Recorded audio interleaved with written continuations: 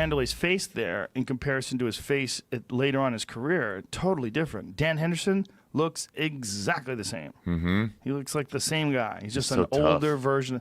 He might be one of the toughest guys that's ever lived. So tough.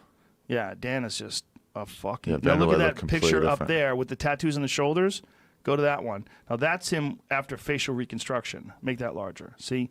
That's after the facial reconstruction is settled in. You know? Oh, we saw him right then. And he just fought real recent, like a couple weeks ago. No way, he's still fighting? Got knocked out by Rampage. Rampage flatlined him. Wow. Yeah. Rampage is still fighting too. Yep.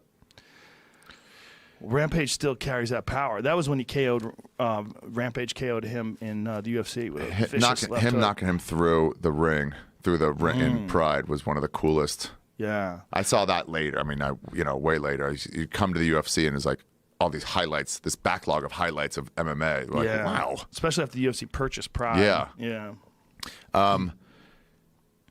Rio was really cool. Yeah. That's a place to go. And actually, that fight, in terms of the audience response, the two biggest ones were Sylvia Couture in Columbus, first time they'd ever been in Columbus, and that Rio fight. Jose Aldo versus, that was Chad Mendez, right? Which one? The one in Brazil, wasn't it? It was a spinning back kick.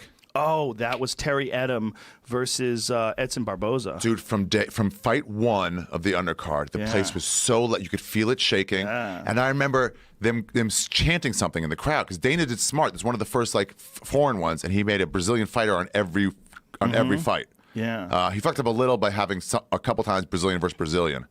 But at every fight, and they were chanting something in the audience. Die. Yeah, you were like, you go to the translator, like, hey, what are they saying? Like, you're gonna die. It was like, oh my god, oh my god.